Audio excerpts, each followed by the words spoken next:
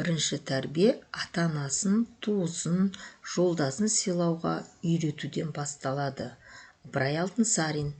Құрметті ұстаздар, міне алдымызда жақын күндерде аналарымыздың мерекесі келе жатыр. Соған орай және ата-аналар жиналысына кез келген сабақтарыңызға өзіңіздің қалаған сөздеріңізді, өзіңіздің қалаған суреттеріңізді, додекаэдр сөздері жазу және осы әдісті пайдалану ешқандай қиын емес. Өздеріңіз дәл осылай жасап аласыз. Мен қазір осыны жасадым. Енді осыны жасалу жолымен сіздермен бөлісетін боламын. 5 бұрыш болса, мына жерде бұрыш санайын. 1, 2, 3, 4, 5. 5 бұрыш болса, онда сіздер 5-еуін жасайсыздар. Егер сіздерде 6 бұрыш болатын болса, онда оны 6 бұрышын жасайтын боласыздар. Міне келесі сөз, міне әртүрлі. Ал енді осыны жасалу 5-еу жасап шықтым. Келесі жаңа парақты ашайын. Енді бұл жерде біз формаға барамыз. Не болмаса, мына жерде главныйдың ішінде дәл осындай сіздерде де бар. Соның ішіндегі дөңгелекті алып, шеңбер жерге қоятын боламыз. Міне келді, дәл ортасына қоямыз.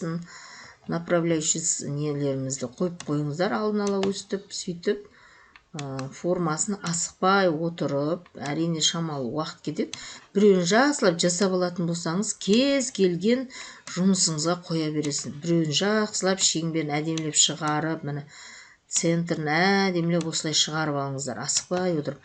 Форматта міне жоғарыға қарасаңыздар 3 түсті болып тұрады. Егер сізге осы бояу керек десеңіз, қалдыра береміз. Не болмаса, мына жерден таңдаймыз. Жоғарыда көрдіңіздер ғой, мына кез келген түсті таңдай аласыздар. Сары.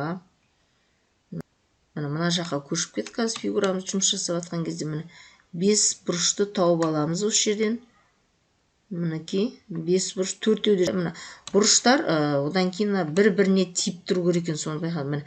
Міне қараңызшы, мына жерде бұрыш кеп тұр ғой, бұрыш мынамен қиылысу керек.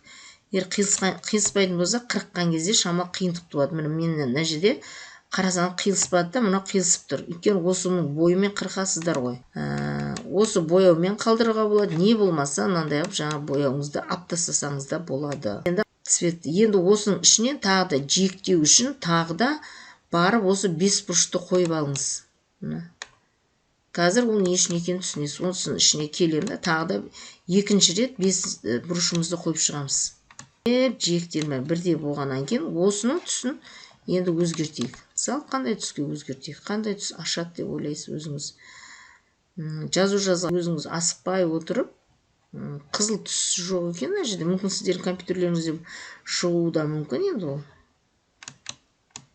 Ақ түс болып шығады, міне. Көрдіңіз ба? Ақ қылсаңыз сурет қойғанға да жақсы. Жарайды, бүйтіп алайық міне. Мынаны жіңішке қылуға да болады. Жазған сөзіңізге, суретіңізге байланысты міне бұны үлкейтіп, кішірейте бересіз міне. Егер сіздің суретіңіз шағында болса, шамалы жиегін үлкейтіңіз.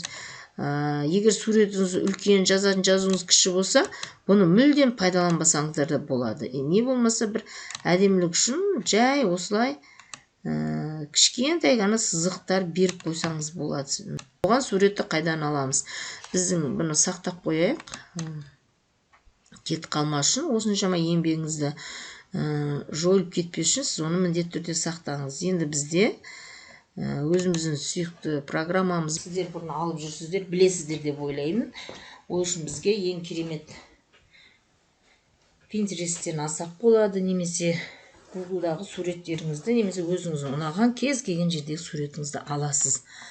Бастысы оны аласыз, алғаннан кейін оны қалай қоямыз, қалай қырқамыз деген сұрақтар туындайды. Енді мен мына жерде көктем мерекесі болған не қойсақ та болады, оюлар қойсақ та болады. Üzerine мына жерден бір енді осы жерге суретті қойып қояйық қазір. Қырқа салатын программа бар, менде бар негізі. Міне фон болса, егер мынаның астында бір қызыл, сары фон болса, удалить фонды басасыз.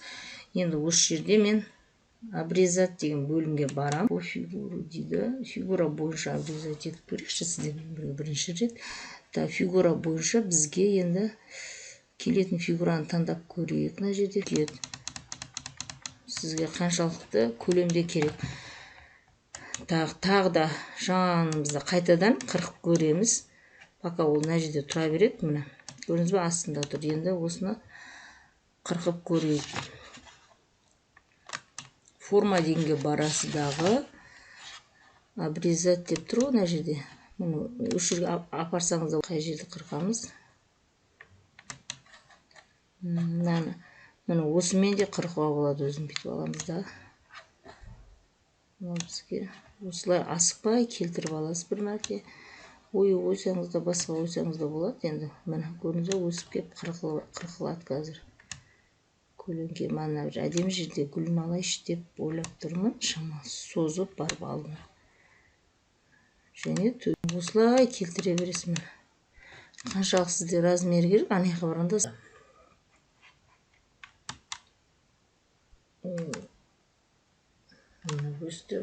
бастысы сіздер мына шеңберді бес бұрышты жасадық, және біз мына нені суретті қалай кесу керек екенін түсіндік. Келесі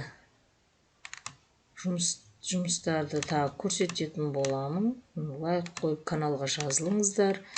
Сіздерден жақсы хабар күтеміз.